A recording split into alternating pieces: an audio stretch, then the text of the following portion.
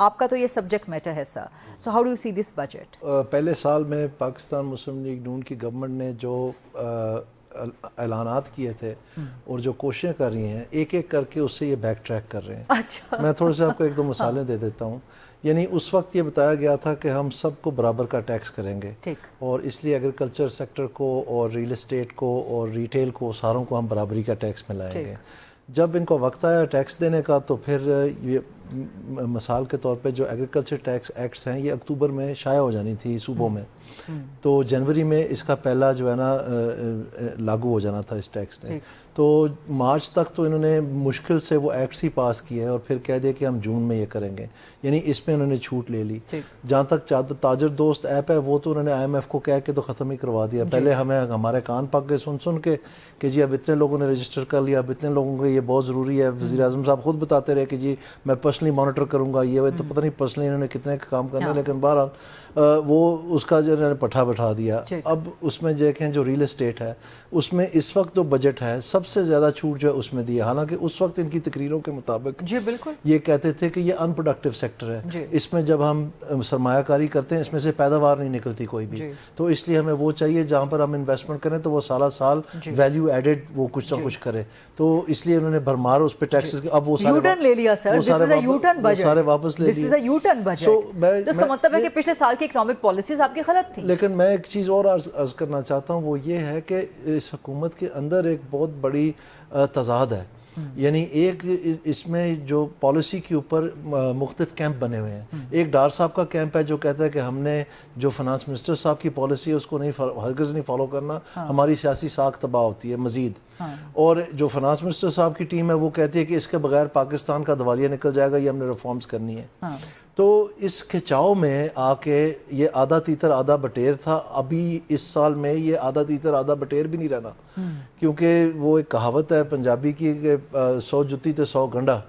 تو ان کی حالت یہ اردو میں بھی ہے سر کہ 100 جوتے بھی کھائیں اور 100 پیاز بھی کھائیں. ہاں تو میں ذرا ایمفسس کے لیے آپ سمجھ لیں کہ تو ان کی یہ حالات ہے. اور میں آپ کو یہ بتا دوں اس سال کا جو انہوں نے ٹارگٹ دیا ہے 14 خرب روپے کا, یہ ان سے پورا نہیں ہونا ہے. میں آپ کو فرینکلی بتا دوں اس سال کا بھی ان کا ریونیو پورا نہیں ہوا تھا. آئی ایم ایف نے ان کو 7 خون معاف کر دیا. ان 7 میں سے ایک خون یہ تھا کہ آپ کا ریونیو ٹارگٹ نہیں ہوا, تو انہوں نے کہا کتنا خسارہ ہے, انہوں نے کہا 622 ارب. انہوں نے وہ سارا ہی معاف کر دیا. اور اسی طرح سے اگر 1 خرب روپیہ یعنی 1000 ارب پلس ان کو اسٹیٹ بینک کا منافع نہ ملا ہوتا جو سالہ سال جمع ہوا ہوتا, وہ بھی ان کو چھوٹ ملی.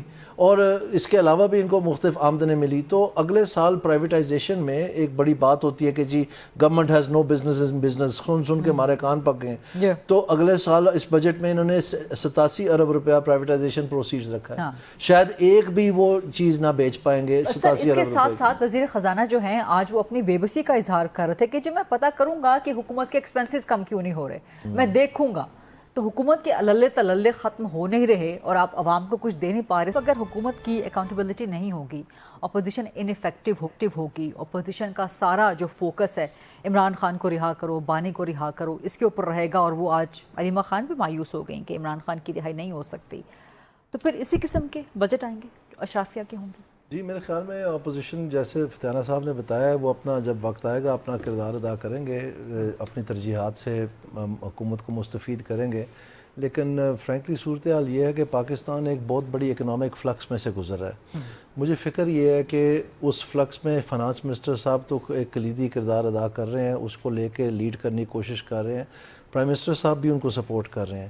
لیکن نون لیگ کے اندر جو مختلف حلقے ہیں وہ اس چیز کے حق میں نہیں ہیں. ان میں سب سے زیادہ پیش ڈار صاحب ہیں, کیونکہ ان کو بڑا وہ سبکی ہوئی ہے کہ وہ فنانس منسٹر نہیں بن سکے, اور ان کا پرانا تھا جی ہم 20ویں معیشت بننے جا رہے ہیں. بار بار اپنی کامیابیاں بتاتے ہیں لیکن کیو بلاک میں اندر داخل نہیں ہوتے آج کل. تو یہ جو سٹینڈ آف ہے بٹوین جو پولیٹیکل سائڈ اپنا اکنامک پالیسی سمجھتی ہے اور جو ٹیکنیکل سائڈ سمجھتی ہے اکنامک پالیسی, مجھے فکر ہے کہ اس میں دونوں ہمیں لاس ہو جانے ہیں. یعنی نہ ہم نے پورے ریفارمز کرنے ہیں, we are known as a one trench country. تو آئی ایم ایف کے ساتھ ہم نے ہمیشہ, ہمارا فن ہے پرانا, ہماری انتظامیہ کا کام ہی یہ ہے کہ آئی ایم ایف کو دگا کیسے دینا ہے. تو اس لیے ون ٹرینچ کنٹری ہم. انہوں نے بھی پھر in reaction over the years, یہ 25واں پروگرام سمجھ گئے ہیں وہ بھی نہیں, وہ ہر چیز فرنٹ لوڈ کر پرائر ایکشن میں ڈال دیتے ہیں جو انہوں نے کروانا ہوتا ہے. تو کہتے ہیں یہ پرائر ایکشن آپ کریں گے تو پھر آپ کے ساتھ بعد میں بات کریں گے. تو اس میں یہ لیکن جب 3 سال کا پروگرام ہوتا ہے ظاہری بات ہے آپ ہر چیز کو فرنٹ لوڈ تو نہیں کر سکتے. اور یہ میں آپ کو بتا دوں یہ پاکستان کا آخری موقع ہے. یہ جو رنگ رلی ہے نا ہمارے سیاسی اشرفیہ کی, یہ اب چلنے کا گنجائش نہیں رہی. اس کی وجہ یہ ہے کہ آپ کے پاس اس وقت 11.5 ارب ڈالر جو ہیں زر مبادلہ ہے, لیکن اس سال آپ نے 13.5 ارب کا رول اوور کیا ہے. یعنی اگر آپ کے یہ دوست ممالک آپ سے پیسے مانگ لیں آپ کے پاس ایک دھیلا بھی نہیں رہے گا, تو ٹیکنیکلی آپ پہلے ہی ڈیفالٹ میں ہیں. تو یہ اب ٹائم نہیں رہا ہے کہ آپ اپنے پرانے تجربات اور یہ ریوڑیاں بانٹنے والی سیاست جو ہے نا وہ شروع کریں.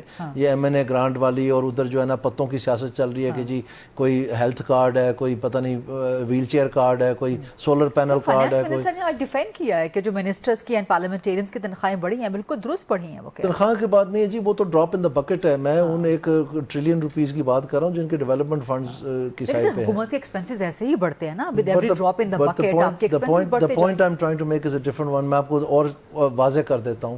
یہ جو کسٹم ٹیرف ہم بتدریج نیچے کرنے کی پالیسی اناؤنس کی ہے, اس کے ڈیڈ اگینسٹ ہے پاکستان مسلم لیگ نون کی لیڈرشپ. میں آپ کو بتا رہا ہوں. اور انہوں نے جو اڑان پلان دیا تھا اس میں اس کے برعکس لکھا ہوا ہے.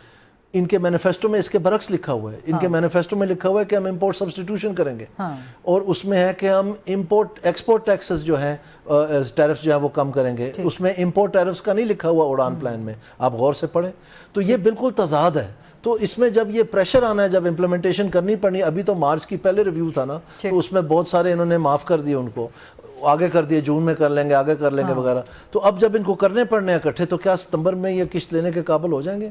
میرے خیال میں مشکل ہوگا. جس ماحول کا ہمایوں اختر خان صاحب ذکر کر رہے ہیں, بھارت سے آپ نے عسکری جنگ تو جیت لی, پوری قوم آپ کے ساتھ ڈٹ کے کھڑی ہو گئی اور آپ نے جیت لی وہ جنگ. کیا یہ بجٹ ایسا آیا ہے کہ معاشی جنگ جیتنے کے لیے قوم حکومت کا ساتھ دے اور آپ کی انڈسٹریل اینڈ آپ کی ایگریکلچر گروتھ اور سروسز؟ میرے خیال میں ہمایوں اختر صاحب کی باتیں بالکل درست ہیں, اور شارٹ آف کہ آپ کسی بھی اس کو کسی سیکٹر کو کوئی ایسی سبسڈی دیں, لیکن اگر آپ نے مارکیٹ کی طرف بھی جانا ہے تو اس کا ایک ٹرانزیشن طریقہ کار ہوتا ہے. اس میں مختلف قسم کے جو پروڈکٹیوٹی میں انہینسمنٹس ہیں, جیسے وہ کچھ نہ کچھ ذکر کر رہے ہیں. ایک کریڈٹ تو ایک چیز ہے جو کہہ رہے ہیں کہ ہاتھ میں پیسہ پکڑا دیں. دوسرا جو ٹیکنالوجیکل ایڈوانسمنٹس ہیں وہ بھی بہت ضروری ہے. ہماری پروڈکٹیوٹی, ہمارے ایگریکلچر میں ایک نیٹ انویسٹمنٹ ہوئی ہے اوور دا پاسٹ 50 ایئرس, تو اس کو ہم نے لیپ فراگ کر کے پورا کرنا ہے. تو یہ گورنمنٹ تو میرے خیال میں عقل مند ہوتی اگر یہ بجٹ سارا یہ ڈیڈیکیٹ کر دیتے ہیں ایگریکلچر کو, کیونکہ اگر آپ کا ایگریکلچر اٹھتا ہے تو آپ باقی تمام اکانومی آپ کی جو ہے نا اس کے ساتھ اٹھ پڑتی ہے. آپ کی ایگریگیٹ ڈیمانڈ بن جاتی ہے. چھوٹے چھوٹے قصبوں میں بازار وغیرہ جو ہے وہ ان کا پہیہ چلنا شروع ہو جاتا ہے جب ایگریکلچر بیٹھتی ہے, کیونکہ 37% آپ کی جو پاپولیشن ہے وہ کنیکٹڈ ٹو ایگریکلچر ہے اور امپلائمنٹ جو ہے, اور جو 70% آپ کی پاپولیشن ہے وہ رورل ہے. تو یہ جو 45% آپ پاورٹی دیکھ رہے ہیں, اس کی اہم وجہ ایک یہ ہے کہ ایگریکلچر سیکٹر جو ہے وہ بیٹھ گیا ہے بالکل. تو اس کو اٹھانے کے لیے یہ جو آپ کنزمپشن بیسڈ پاگل پن ہے نا بینکوں کا ہمارے, کہ یہ 400 600 800 ارب روپے کی گاڑیاں تھما دیں گے جو ساری کی ساری امپورٹڈ, ادھر بس نٹ بولٹ کستے ہیں اور کچھ بھی نہیں کرتے. تو یہ ٹھیک ہے ان کی بات کہ ابھی یہ جو امپورٹ ٹیرف ریشنلائزیشن کے تحت یہ نیچے آئے گا, کمپٹیشن بڑھے گی. یہ جو پیٹ سیکٹرز بنے ہوئے تھے لوگوں کو مارات بانٹنے کے لیے, جیسے یہ امپورٹ سبسٹیٹیوشن ہے, یہ ایونچولی کمی آئے گی. لیکن اس ٹرانزیشن میں جو آپ کو سپورٹ بیس چاہیے, بیلنس چاہیے اکانومی کو, کیونکہ یہ ڈولڈمز میں رہنا ہے. دیکھیں جب آپ ری ٹول کرتے ہیں پوری اکانومی کو from a consumption based to a production export based economy, ایک میسو ری ٹولنگ ہے, ری ایجوکیشن ہے, ری ڈپلائمنٹ ہے, مختلف قسم کی آپ نے چیزیں تبدیل کرنے. اس لیگ میں آپ کا اکانومی بیٹھ جانی ہے. اس لیے ایک طرف بے نظیر انکم سپورٹ پروگرام انہوں نے اوریجنلی بنائی تھی, یہ عمران خان صاحب کی خرات بانٹنے کے لیے نہیں تھی, برانا منانا فتیانہ صاحب کہ یہ فلانے وہ کھانے بنائے ہوئے اور فلانا کھانا بنایا ہوا ہے. یہ تھی جب آپ نے اکنامک ٹرانزیشن کرنی ہے, یہ جو ابھی ہونے کو جا رہی ہے, اس میں جو غریب ہے وہ پروٹیکٹڈ ہو. یہ اس لیے تھا, اس لیے انہوں نے اس پہ اتنا ایمفسائز کیا تمام ڈونرز نے, کیونکہ ان کو پتا تھا کہ یہ ٹائم آ رہا ہے پاکستان پہ. اب جب کہ وہ آ رہا ہے, اس چیز کو اور کیا بیلنس کرے گا. جو ہمایوں اختر صاحب کہہ رہے ہیں بالکل درست کہہ رہے ہیں کہ agriculture is the big balance that our economy can use in these 5 7 10 years where we're going to go through this transition, hopefully to become the new Vietnam or the new Malaysia or the new Indonesia.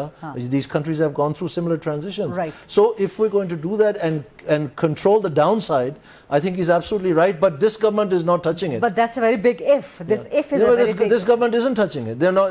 صاف نظر آ رہا ہے ان کے register SIFC کے radar پہ ہے, but from a corporate perspective. یہ جو پرسپیکٹو اکنامک گروتھ کا اور سسٹینیبلٹی کا ہمایوں صاحب اور میں بات کر رہے ہیں, اس پرسپیکٹو سے نہیں ہے. Right.